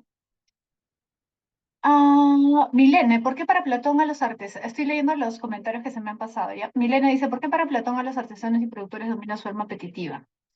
Ya, lo que pasa, ojo, no es que si tú naces artesano, labrador, ya domina tu parte apetitiva, no. Eso se refiere a lo siguiente. Platón dice, ¿cómo deberíamos organizar el Estado para que funcione mejor? ¿Ya? Y él dice, todos nacemos con una de estas partes más, digamos, más desarrollada, o sea, tenemos más inclinación hacia una u otra. Hay personas que por naturaleza son más racionales, otras que son más impulsivas, caballo negro, otras que son valientes, caballo blanco, que son, digamos, irascibles en el sentido positivo, ¿no? O sea, que son arrojadas, son, no sé, les gusta experimentar y todo, pero no se dejan tampoco dominar por las pasiones bajas, ¿ya? Todos nacemos así, con una parte más desarrollada que la otra. Entonces, ¿qué dice Platón? Platón dice, para aprovechar la naturaleza de cada uno, cada persona debería cumplir una función de acuerdo con su tendencia natural. Entonces, ¿a quiénes deberíamos darle el control del Estado? Obviamente, para Platón, a los más racionales. No le vas a darle el control del Estado a los que buscan riqueza, poder, el caballo negro, ¿no? Los más impulsivos, obviamente. ¿Se entiende? O sea, los que tienen más desarrollada su parte racional, ellos deberían ser los que gobiernen el Estado. Los que tienen más desarrollada su parte irascible, son más valientes por naturaleza, deberían ser los encargados de proteger la ciudad, los guardianes. Y los que nacen con una tendencia pasional más fuerte, o sea, alma apetitiva, deberían ser los que se encarguen de las cuestiones, digamos, físicas, pues, ¿no? O sea, más manuales, más materiales, ¿no? Que tienen que ver con la labranza, la artesanía, esas cosas. Pero no quiere decir que si tú naces en una familia de artesanos, necesariamente tienes que ser artesano, no. Al contrario, incluso Platón dice, precisamente por eso es bueno ver a los niños y ver qué tendencia tienen los niños. Y de una familia de artesanos puede salir con un niño con una tendencia más racional y a él lo deberíamos educar para que sea un futuro gobernante. ¿Se entiende? A eso se refiere. Ya. Mm,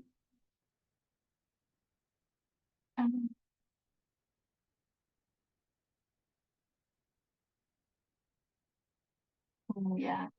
Ah, Milena también me había preguntado la pistis y la icacía. Ah, la pistis y la icacía se refieren a los niveles dentro de la doxa, o de la, sí, pues de la doxa. O sea, de la caverna, si quieren verlo así como la caverna, la icacía es la parte más oscura, o sea, las sombras, que representan el conocimiento aparente, ¿no? El conocimiento meramente sensorial. La pistis representa también doxa, pero es como una doxa superior. Vendría a ser, digamos, como acá el fuego, que está ya a mitad de la caverna, porque Platón dice, tampoco es que tú vas de la ignorancia a la sabiduría, así como si fueras, pues, teletransportaras, ¿no? Sino que hay como grados de conocimiento, o sea, va saliendo, la pistis sería como un grado entre la ignorancia, que es la eicasía, y la sabiduría, que es la epistema. No sé si se entiende. La pistis sería como un grado intermedio. Sigue siendo doxa, pero no es una doxa del todo negativa, porque es como una transición.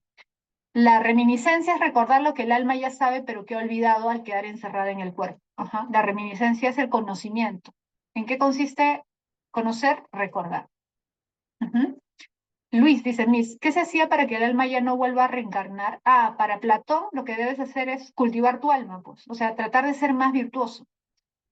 Esforzarte por ser lo más virtuoso posible en esta vida para que en la otra vida tu alma reencarne en una persona mejor y que esa persona siga haciendo ese trabajo. Por eso para él el trabajo de todos los seres humanos, o sea, nuestro deber moral es tratar de ser lo mejores posibles, ¿no?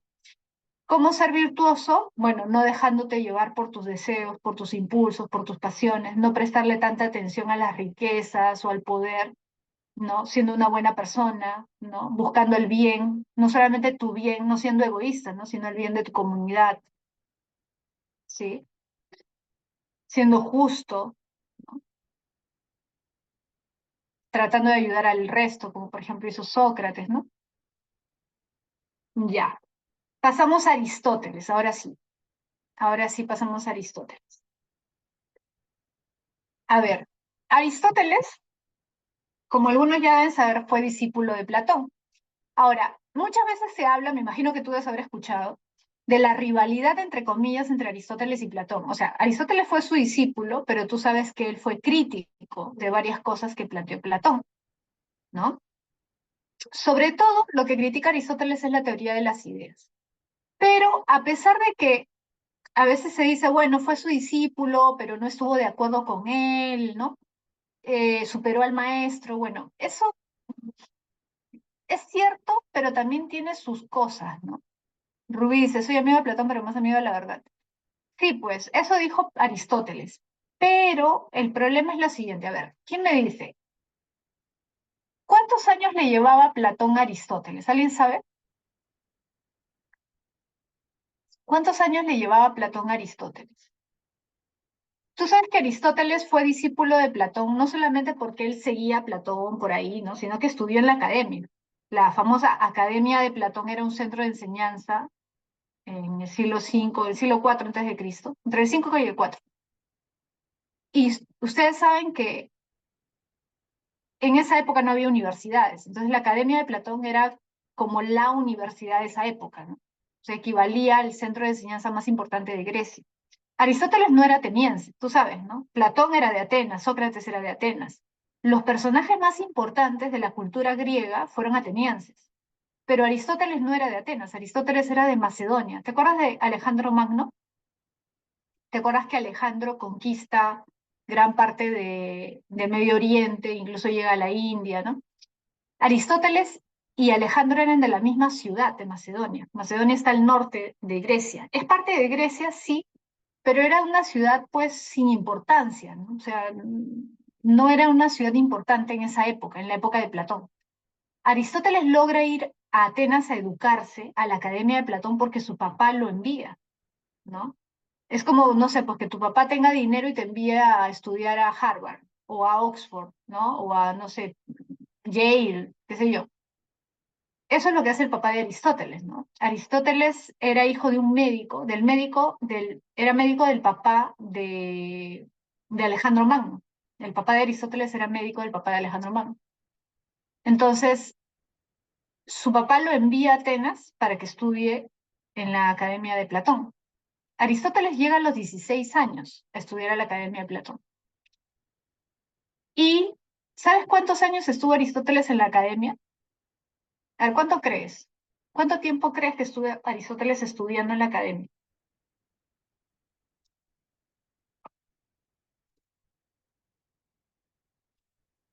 ¿Cuántos años crees que estuvo Aristóteles estudiando en la Academia? Por ahí ya están googleando todos. 20 años. Desde los 16 hasta los 36. Desde los 16 hasta los 36 años estuvo Aristóteles ahí. Y Aristóteles se va de la Academia de Platón, sí, claro, pero la Academia de Platón no era pues como una academia, ¿no? Era una especie de universidad prácticamente. Aristóteles sale de la academia cuando Platón muere. O sea, si Platón no hubiera muerto, probablemente Aristóteles hubiera seguido 5 o 10 años más, ¿no? Aristóteles deja la academia cuando Platón muere a los 80 años. Entonces, mira, Aristóteles tenía 36 y Platón tenía 80 cuando murió, ¿sí? Entonces se llevaban 44 años. Platón le llevaba 44 años a Aristóteles. Y se habla mucho de la crítica de Aristóteles, pero el tema es que Aristóteles comienza a criticar a Platón cuando Platón ya había muerto, porque las obras de Aristóteles son obras que él escribe después de la muerte de Platón. O sea, Platón no tenía forma de defenderse de las críticas de Aristóteles, lo cual también es un poco, pues, problemático, ¿no? Que le tenía miedo, que le tuviera miedo, pero digamos que hubiera sido más justo, creo, si Aristóteles lo hubiera criticado cuando Platón todavía estaba vivo, ¿no? Para que Platón, pues, tuviera derecho a réplica, ¿no? Para que se defendiera o para que explicara en qué estaba equivocado o admitiera si estaba equivocado en algo, ¿no? Pero no se dio eso, no se llegó a dar eso, ¿no? Bueno, la cuestión es que Aristóteles comienza a crear su propia escuela cuando Platón muere, crea el Liceo, ¿no? Que es su propia institución y comienza a tener sus propios discípulos. En el liceo él va a tener un estudio más biológico, científico, si quieres llamarlo así. Por eso es que muchas veces desde la ciencia, sobre todo desde la biología, la botánica, se le valora bastante a Aristóteles, porque él como hijo de médico, recuerda que él era un hijo de médico, le interesaba el cuerpo humano, el cuerpo, los animales en general, ¿no? La vida, entender cómo funcionaban los organismos vivos. Incluso, no sé si sabes, pero Aristóteles tuvo una especie de mini zoológico cuando Alejandro Magno, que fue su discípulo, comenzó a conquistar territorios, le encargó a Alejandro que cuando regresara de viaje o si podía, le mandara especímenes, ¿no? Le mandara especies de plantas, especies de animales. Y comenzó a tener como una especie de mini zoológico a partir de lo cual pudo hacer estudios, ¿no? de los animales. Aristóteles tenía una visión un poco más científica, si quieres verlo así, pero científica en un sentido más biológico de la realidad. Platón también le interesaba la ciencia, pero recuerda que él era sobre todo alguien que valoraba mucho las matemáticas. Él era sobre todo matemático, ¿no? Por la influencia que tuvo de Pitágoras y de otros discípulos que él tuvo que también eran matemáticos, ¿no? Bueno, la cuestión es que Aristóteles le critica a Platón qué cosa, principalmente. Por ahí alguien ya lo había puesto, no recuerdo quién lo mencionó, pero lo que critica a Platón, Ángela, ¿no? es que no existía, o sea, mejor dicho, Platón no dice que no existe el mundo sensible, pero dice que el mundo sensible es aparente, que es secundario, que no es lo más importante, ¿no? Este mundo sensible.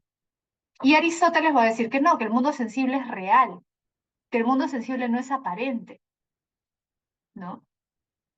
Y además critica la existencia del mundo de las ideas. Va a decir, fíjate, es absurdo duplicar los mundos. O sea, Platón se inventa un mundo, que es el mundo de las ideas, para explicar las esencias de las cosas.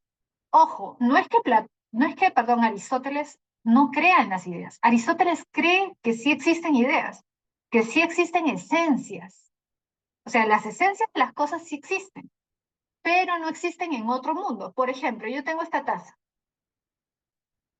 Mira, lo que Aristóteles va a plantear es lo que se conoce como la teoría de la sustancia, ¿ya? ¿Qué es la teoría de la sustancia? La teoría de que todo lo que existe en el mundo está hecho de sustancias. Por ejemplo, esto es una sustancia, este celular es una sustancia, yo soy una sustancia, este libro es una sustancia, sustancia libro, sustancia taza, ¿sí? Son sustancias. ¿Qué es una sustancia? Una sustancia es un compuesto de materia y forma. Materia y forma. En el caso de los objetos, por ejemplo, una taza, un libro, materia es de qué está hecho. En este caso está hecho de cerámica, pongamos ya. Esto es cerámica. Esa es su materia, la parte material que yo puedo tocar, sentir, ¿no? Ver. Esa es la parte material, ¿sí? Y la parte formal, la forma, es la esencia. En el caso de los objetos como una taza, su forma, su esencia es su diseño. Porque, por ejemplo, si yo tuviera un vaso acá, tú te darías cuenta, te dijera, te preguntaría, ¿no? A ver, ¿cuál es una taza? ¿Esta o esto? Tú identificarías que la taza es esta. ¿Y cómo lo identificas? Por la forma, el diseño, ¿sí? Es decir, el diseño es su esencia. Si no tuviera, por ejemplo, esta asa, tú dirías que no es una taza, ¿sí o no? ¿Sí? A pesar de que estas dos tazas son diferentes por el color, ¿no? Y otras cosas, en el diseño, digamos, su esencia es la misma. Entonces tú te puedes dar cuenta que las dos son tazas, a pesar de que son diferentes, ¿sí? Entonces, ¿qué es una sustancia? Un compuesto de materia y forma. Forma, diseño. Por ejemplo, acá también tengo este libro. Materia, bueno, está hecho de papel, etcétera, ¿no? Forma. Ah, ya, en este caso, bueno, el libro tiene una forma especial, ¿no? Rectangular, ¿no? Tiene que tener hojas en su interior, tiene un lomo, etcétera, ¿no? Puedo tener un libro diferente, pero tienen cosas en común. Lo que tienen en común, su diseño básico es el mismo. Ahora, eso es en el caso de objetos, una silla, una mesa, un libro, pero en el caso de otro tipo de seres, por ejemplo, un perro, un gato, un ser humano, ya puede ir cambiando. ¿Por qué? Porque no es solamente su figura, no es solamente su silueta, son otras cosas, ¿sí? Las que hacen que un ser humano sea un ser humano. Por ejemplo, yo te puedo poner un robot que tiene la misma silueta que un ser humano, pero ¿es un ser humano? No, no, ¿cierto? Porque hay otras cosas más importantes que distinguen al ser humano que simplemente su figura, que es diferente en el caso de la taza. La figura sí es importante, ¿te das cuenta? El diseño sí es importante. En el caso del hombre no es tanto la figura o el diseño, es algo más. ¿Se entiende? Entonces, lo que dice Aristóteles es, el mundo, la realidad, es un conjunto de sustancias. La realidad está compuesta de sustancias y cada sustancia es un compuesto de materia y de forma. Pero además, la materia y la forma son indesligables. Es decir, esta taza, supongamos que yo pudiera quitarle su materia. ¿Seguiría siendo taza? ¿Seguiría siendo una taza si yo pudiera quitarle su materia, dejarla sin materia? Ya no sería una taza, ¿sí? Eso ya no sería una taza. ¿Y qué pasaría si yo le quitara su forma, su diseño? Imagínate que, no sé, pues supongamos que tengo el poder de ponerle un rayo o algo y derretirlo. ¿Seguiría siendo taza? Imagínate que sigue teniendo el mismo material, pero sin su forma. ¿Sería taza? Ya no está haciendo. Claro. Entonces, ¿qué te quiere decir Aristóteles? Una sustancia es un compuesto de materia y forma. Si yo le quito la materia, ya no es esa sustancia. Si le quito su forma, ya no es esa sustancia. Entonces, las dos partes, los dos elementos, materia y forma, son esenciales, son importantes. Son indesligables. No puedo romper esa unidad. ¿Sí? Por eso, a ver, en el caso del ser humano, el ser humano es un compuesto de cuerpo, parte material, su organismo, ¿sí o no? El cuerpo, pero tiene una parte también esencial, formal. ¿Cuál es su esencia? ¿Cuál es la esencia del hombre? La esencia del hombre para Aristóteles es la razón, el alma racional. Y el alma racional, ojo, ¿ya? El alma racional le llama así Aristóteles porque es la capacidad que tiene el hombre para razonar, entender, pensar. Esa es su esencia, ¿por qué? Porque ningún otro ser tiene eso. Los animales no tienen eso, las plantas no tienen esa capacidad, solo el ser humano tiene la capacidad de pensar. Entonces, la esencia del hombre es el pensamiento, el alma racional, ¿sí? Pero ¿qué pasa si el cuerpo muere? Recuerda, son indesligables. Si el cuerpo muere, el alma no puede subsistir por su cuenta. Es decir, Aristóteles va a criticar la idea de la inmortalidad del alma, ¿sí? ¿Ya? Entonces, ¿cuál es la principal crítica de Aristóteles a Platón?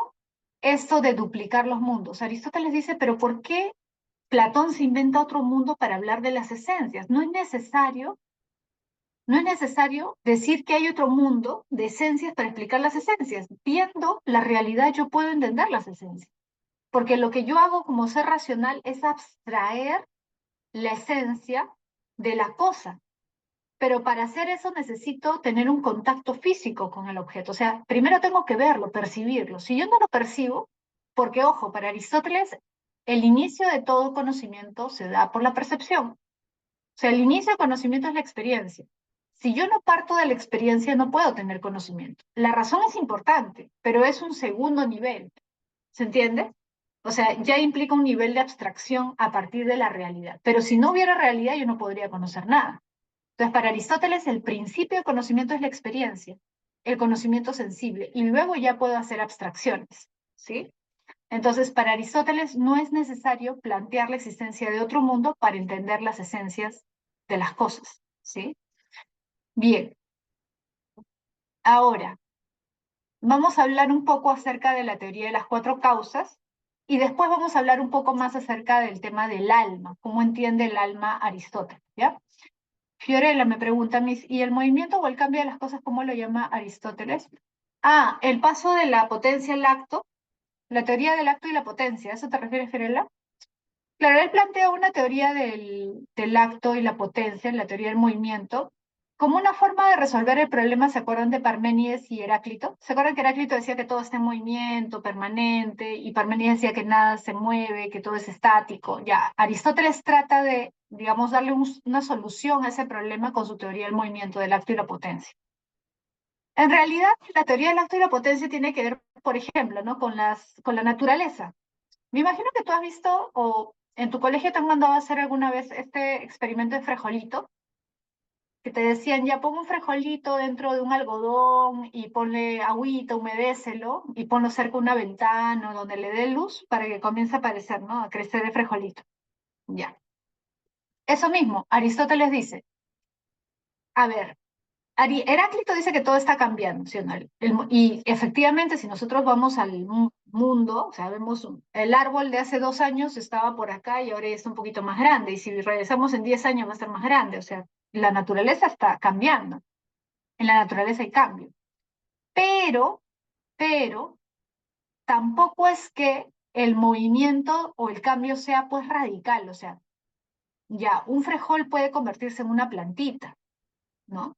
Pero no es que un frejol se va a convertir en un elefante, ¿no? O sea, a lo que voy es que el cambio en movimiento sigue una lógica, o sea, no es que haya lo blanco se puede convertir en negro, ¿no? Lo inerte se puede convertir en algo orgánico o algo así, ¿no?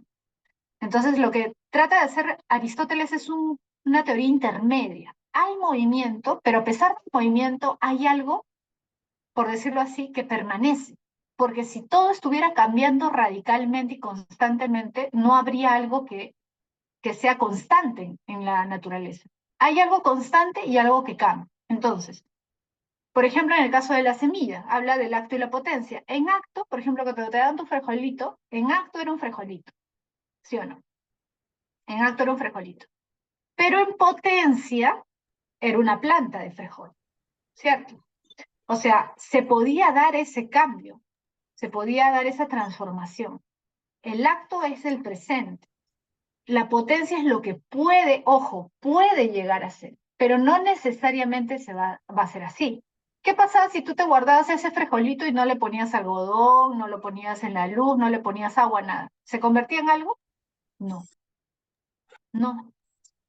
Entonces lo que da a entender Aristóteles es que requiere de cierta intervención. Igual, por ejemplo, con respecto, o sea, hay cosas que cambian naturalmente. Por ejemplo, en el caso del niño, se transforma en adolescente, se transforma en adulto, ¿sí?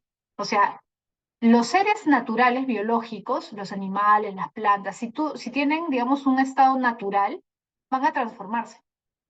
Pero no es que cambien radicalmente, o sea, no es que sea algo completamente distinto, ¿sí? Un niño es distinto de un adolescente, obviamente, un niño es distinto de un adulto, pero en su ser ya tiene la potencia, o sea, tiene la potencia de transformarse en otra cosa. Pero esa otra cosa no es lo opuesto de lo que era antes, es simplemente un modo distinto de ser, ¿sí? Claudia dice, lo de la causa inamovible. Ah, eso ya es otra cosa, la causa incausada, el motor inmóvil. Sí, claro, tiene que ver porque tiene que ver con el tema del movimiento, ¿no? Porque lo que dice Aristóteles es que todo se mueve. En el mundo natural, en el mundo, ¿no?, que nos rodea en la naturaleza, todo está en movimiento. Pero todo lo que se mueve es movido por otra cosa, ¿no? Ahora, lo que dice Aristóteles es, no puede haber una cadena infinita, o sea, cada cosa que se mueve en este mundo es movido por otro, o sea, tiene su propio motor. Pero pensar que hay motores infinitos es absurdo. Ojo que para los griegos no existía el concepto de infinito. Para ellos, hablar de infinito era algo absurdo, o sea, era algo que no podían concebir. Lo imperfecto era infinito, lo perfecto tenía que ser finito, tenía que haber un comienzo. Por eso es que Aristóteles dice, no puede haber algo infinito, tiene que haber un comienzo del movimiento, tiene que haber un primer motor, un primer causante del movimiento, ¿no? Ese es el motor inmóvil, ¿no? Que mueva todo, pero que nada lo mueva a él, por eso es un motor inmóvil, ¿no? Sí, en realidad sí tiene relación, porque el motor inmóvil tiene que ver con cómo se mueve o cómo cambian las cosas del mundo, ¿no? Pero no es un dios el motor inmóvil, pero no es un dios creador como el dios cristiano, ¿no? El dios cristiano crea las cosas de la nada, el motor inmóvil no crea nada, el motor inmóvil simplemente mueve, le da movimiento, ¿no?, al mundo. Bueno, a ver, para ir terminando, mira, acá está la teoría de las cuatro causas. Esto creo que sí lo conocen, ¿no? ¿Han escuchado la teoría de las cuatro causas? Acá se habla de causas intrínsecas. Mira, las intrínsecas son el hilemorfismo, pues. ¿Sí o no? ¿Qué dijimos? La teoría de la sustancia, ¿qué cosa plantea? ¿Qué dice la teoría de la sustancia? Toda sustancia es un compuesto de materia y forma, ¿sí o no? Materia y forma. Causa material, causa formal, intrínsecos. ¿Por qué? Porque están en el objeto, en este caso, una silla. ¿De qué está hecha una silla? De madera, ¿sí o no? ¿De qué está hecha una silla de madera? Sin la madera, la silla, esta silla, ¿sería una silla? No, no. Claro, yo puedo hacer sillas de otros materiales, pero en este caso es una silla de madera. Sin la madera, esta silla no existiría, porque esta silla está hecha de madera. ¿Y cuál es su forma, su esencia? Mira, su patrón, su diseño. Tiene un asiento con base y un respaldo. Si no tuviera respaldo, ¿sería silla? No. Sería un banquito quizás, ¿no? Un banco.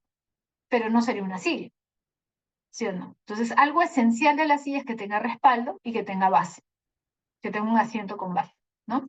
Ya, entonces, eso es una silla. Materia, forma. Ahora, aparte de estas dos, hay otras dos, porque la silla no aparece de la nada, o sea, no aparece por generación espontánea. La silla alguien la hizo. Es decir, la silla no existiría porque el nombre completo es teoría de las cuatro causas de la existencia.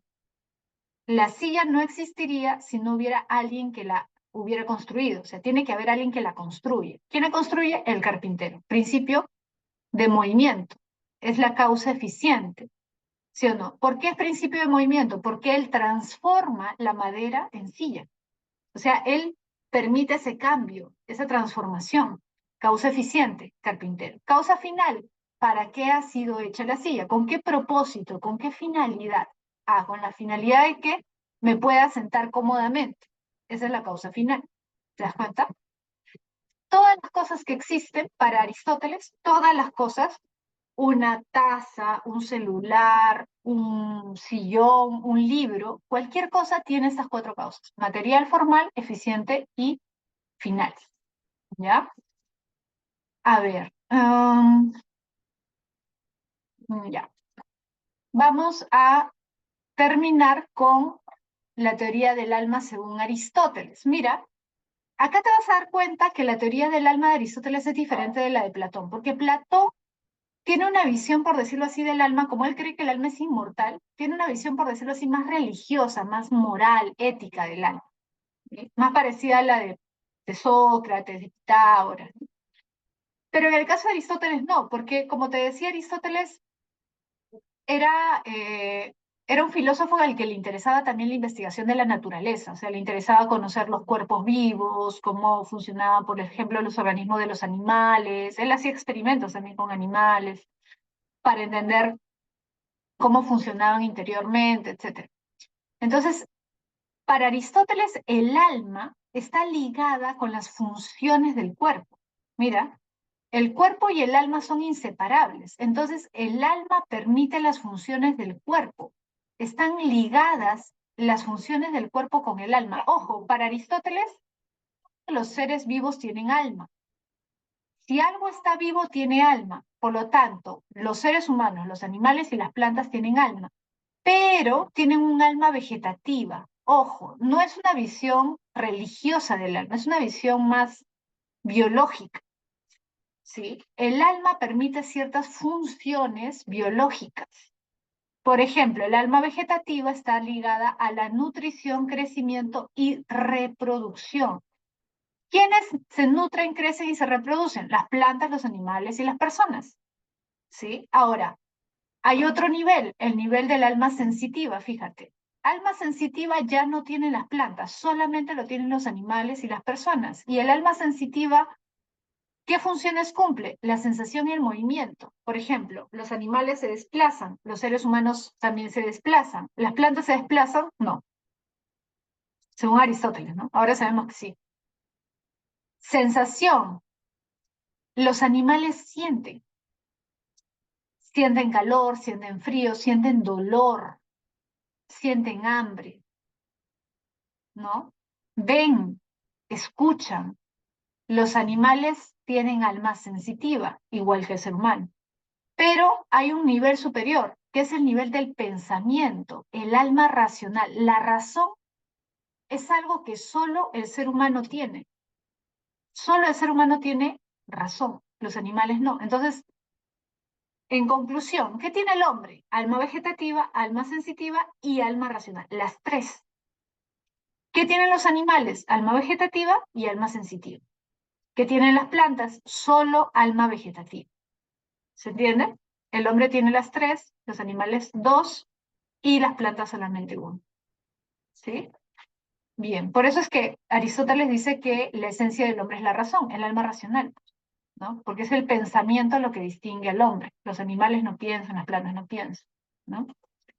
Bien, entonces lo vamos a dejar ahí porque esa era la última diapositiva y vamos a ir a la práctica, ¿ya? Para avanzar lo que podamos en nuestra práctica. A ver,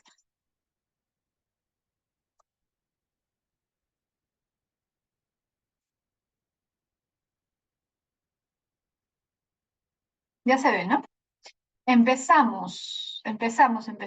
A ver, Dice, la parábola de los prisioneros de la caverna aparece en La República, la obra maestra de Platón. Constituye una memorable imagen de su teoría de las formas, su versión de la naturaleza de la realidad. Según Platón, la mayor parte de la humanidad se contenta, lo mismo que los prisioneros de la caverna, con el mundo de la mera apariencia. Ahí está. Solo los filósofos salen de la caverna y aprenden a percibir las cosas tal como realmente son. Solo estos alcanzan un conocimiento genuino. Ahí está. El mundo de la percepción cotidiana es constante, cambiante e imperfecto. O sea, el mundo sensible, ¿no? Ahí está. El mundo de la percepción cotidiana es constantemente cambiante e imperfecto. Pero el mundo de las formas, el mundo de las esencias, de las ideas a que acceden los filósofos es inmutable y perfecto. No se puede percibir con los cinco sentidos. Nadie puede tener experiencia de las formas, o sea, de las ideas, más que mediante el pensamiento. ¿Ya? Pregunta. ¿Cómo la parábola de los prisioneros de la caverna, presentada por Platón en la República, ilustra su teoría de las formas y su visión de la realidad? Esto, ya, está de más. ¿Cómo la parábola de los prisioneros de la caverna, presentada por Platón, ilustra su teoría de las formas y su visión de la realidad?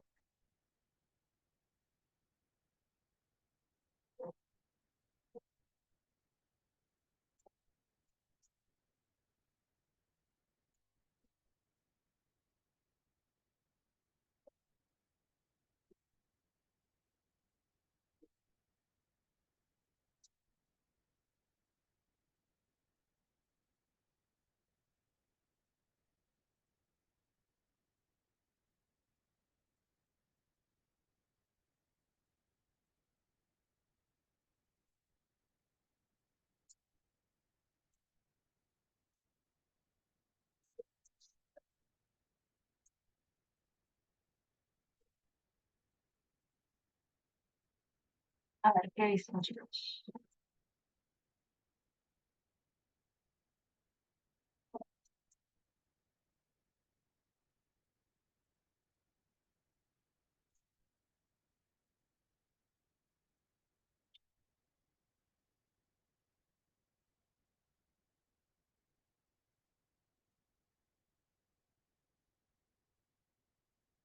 La E, la D.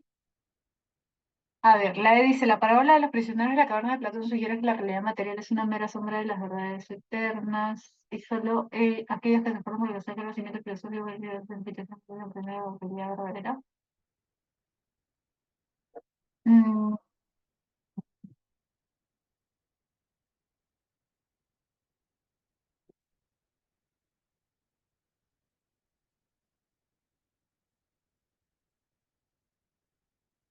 ya, sí en parte, pero claro, acá te preguntan, mira, ¿cómo la parábola de los prisioneros de la caverna, ¿no? Ilustra su teoría de las formas y su visión de la realidad?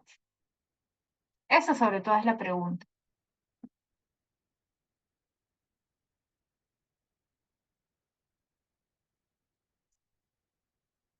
Claro, las formas son las ideas. Ajá, las formas son las ideas. Claro, es la C.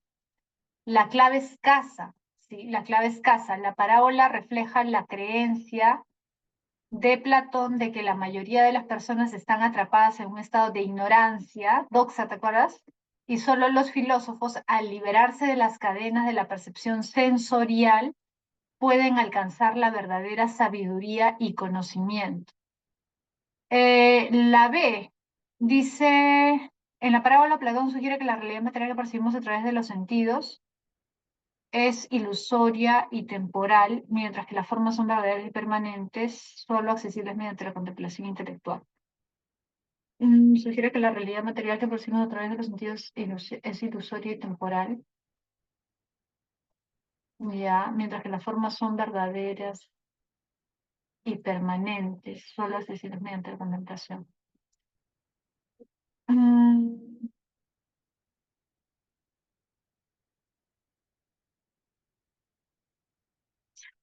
Sí, pero acá también te hablan de su visión de la realidad. Y si te das cuenta, sobre todo lo que busca Platón es hacer un contraste entre la ignorancia, porque la caverna que representa la ignorancia, ¿sí o no? ¿No? El mundo sensible. Lo que quiere mostrar Platón es que el mundo sensible, la ignorancia, es en el mundo en el que está la mayoría de personas y que los que logran salir son los sabios, ¿no? O sea, los que alcanzan la verdadera sabiduría son los filósofos que se liberan precisamente por desencadenarse, por liberarse de las cadenas de lo sensorial. Por eso es que te acuerdas que te hablaba de la inmortalidad del alma. El alma trata de escaparse del cuerpo, de liberarse del cuerpo. Lo mismo, las cadenas representan la percepción sensorial. La mayoría se deja llevar por lo sensorial, ¿no? Pero hay que alcanzar la sabiduría, hay que tratar de alcanzarla mediante la inteligencia, ¿no? ¿Qué dicen las personas normales? A ver. Es porque la forma no llega a valor universal por lo suscitivo. Las personas no pueden hacerlo, para Platón, claro. Las personas normales. A ver, en la parábola Platón sugiere que la verdad es una relación a través de los sentidos es ilusoria y temporal. Ya, mientras que las formas son verdades verdaderas y permanentes. Solo sencillamente. O sea, no es incorrecta del todo. O sea, está bien la B. Solamente que el problema es que me parece que la más completa es la C, porque te hablan, o sea, acá te dicen solamente los dos niveles, pero ¿qué cosa es lo que representa la realidad material? Representa precisamente ese estado de ignorancia, ¿no? Y si te das cuenta, la alegoría de la caverna también habla acerca del trabajo del filósofo, que es el que logra liberarse de las cavernas. En las seis, eso, claro, es que los filósofos, para Platón, el filósofo es el que logra salir. Ojo, no significa que ya yo estudio filosofía y me hago sabio. O sea, para Platón los que salen son los sabios. Los que logran salir de la caverna se hacen sabios, pero son los filósofos. Para Platón todo, o sea, si tú sales, Paola, si tú sales de la caverna, eres filósofa. ¿Se entiende? Si tú sales de la caverna, eres sabio. O sea, el que sale de la caverna automáticamente es sabio, es filósofo. No importa si estudió filosofía o lo que sea, ¿no? ¿A qué le llama filosofía? Eres filósofo. Ajá. Ya eres filósofo. Claro, para Platón. Ajá, para Platón. Sí. Un filósofo no se refiere solo a los que estudian filosofía, sino a los que han logrado ese grado de contemplación.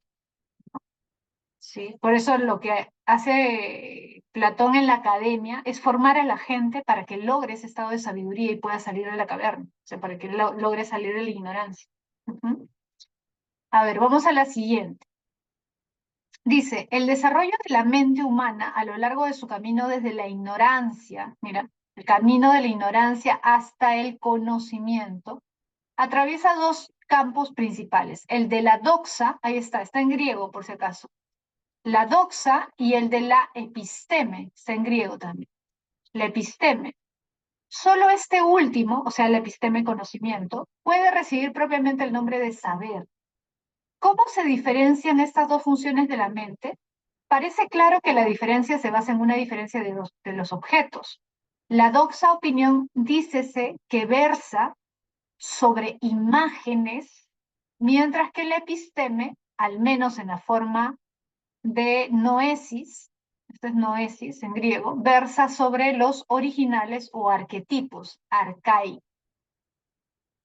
O sea, la doxa, la opinión, versa sobre imágenes, se refiere a sombras, pues, ¿no? O sea, las sombras, lo aparente, mientras que el episteme versa sobre los arquetipos, o sea, las formas, las esencias, arcai. Si se pregunta a alguien qué es la justicia y él indica imperfectas encarnaciones de la justicia, ejemplos, o sea, si tú le preguntas a alguien qué es la justicia y te da ejemplos particulares, por ejemplo, el juez Pepito es justo por tal cosa, Liliana es justa por tal cosa, porque hizo esto, porque ya. Esos ejemplos particulares no alcanzan a la idea universal, como por ejemplo la acción de un hombre particular, una constitución, un conjunto de leyes particulares, porque no sospecha siquiera que existe un principio de justicia absoluto, normativo y modélico. Entonces, el estado mental, mira, de ese hombre, o sea, a ese hombre que te da simplemente ejemplos, al que interrogamos es un estado de doxa. El hombre que da ejemplos particulares de justicia, que no te puede dar una definición de justicia, su estado mental es un estado de doxa, o sea, de opinión. Ve las imágenes o copias de la justicia ideal y las torna por el original, ¿sí? ¿Cuál es la diferencia fundamental entre la doxa y la episteme según el texto? A ver,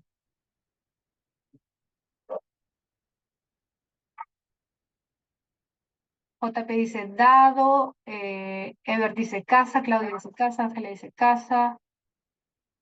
Es casa, correcto, es casa. La doxa consiste, perdón, la doxa se relaciona acá con la aprehensión de las imperfecciones en la realidad, o sea, las cosas particulares, ¿no? Mientras que el episteme busca entender los principios absolutos y modélicos. Correcto, casa.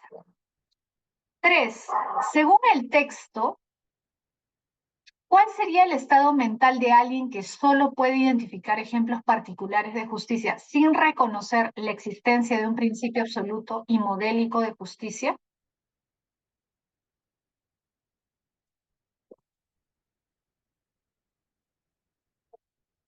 Correcto, muy bien. Un estado de doxa, ya que esa persona solo puede percibir imágenes o copias imperfectas de la justicia ideal. Correcto. Aro. Vamos a esta lectura para terminar. A ver. En el Fedón es un diálogo de Platón, donde la discusión gira en torno al problema de la inmortalidad. Sugiere Platón que la verdad no puede alcanzarse mediante los sentidos corporales, sino únicamente mediante la razón, que aprende las cosas que en realidad son.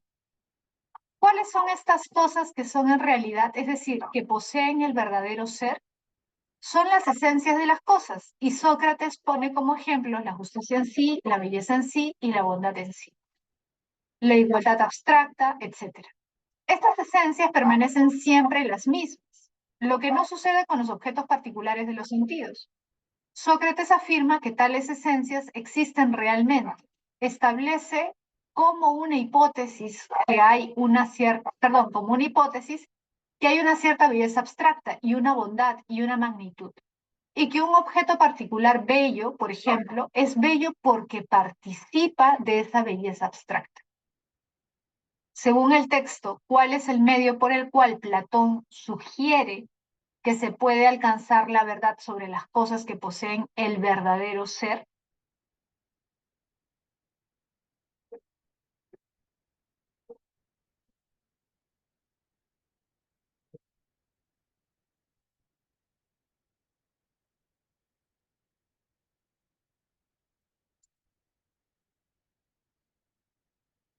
Correcto, muy bien. Casa únicamente mediante la razón que aprende las esencias de las cosas que en realidad son. Correcto, muy bien. Correcto. 4, casa. Ya. A ver, voy a darles las claves porque ya estamos en la hora para que no nos demoremos mucho, ¿ya? Entonces, la 5 está fácil, ¿ya? Introspección es analizarte a ti mismo, ¿no? Intro se refiere dentro, o sea, que hagas un autoexamen, ¿sí? Un autoanálisis, por ejemplo, de tus acciones, de tus actitudes, de ti mismo, ¿no? Eso es introspección. La 5 es la D, ¿ya? 5 es la D. La 6 es bar. Platón argumenta que la capacidad de la razón es el único medio para comprender las verdaderas esencias de las cosas. Es 6 bar. 7 es casa, 1, 2 y 3. 8 es barco, 9 es barco. Eso sobre la ética aristotélica, esto lo vamos a ver mejor cuando veamos ética, ¿ya? Por si acaso, si no puedes responder, no hay problema, vamos a verlo en ética. 10 casa, 11 es árbol y 12 es barco. 12 es barco. ¿Ya, chicos? Aprender con H es captar. Aprender con H, por si acaso, es captar. Por ejemplo, cuando Platón habla de aprender las ideas, es aprender, pero es como agarrar, entre comillas, con tu intelecto, ¿sí? Captar con tu intelecto. Por ejemplo, aprendes las ideas, captas las ideas, ¿sí? En la contemplación de las ideas. La 9, Maite, la 9 era barco. La 9 era barco. La 6 también es barco, ¿ya? La 5 es dado. 5 dado. Ya, chicos, ya nos estamos viendo entonces la próxima semana, ¿ya? Si tienen dudas sobre las claves o algo, me avisan la próxima semana, ¿ya? Gracias, Grisel. Grisel ha compartido las claves. Ya nos estamos viendo. Chao, chicos. Cuídense mucho. Un abrazo. Pasen bonita semana.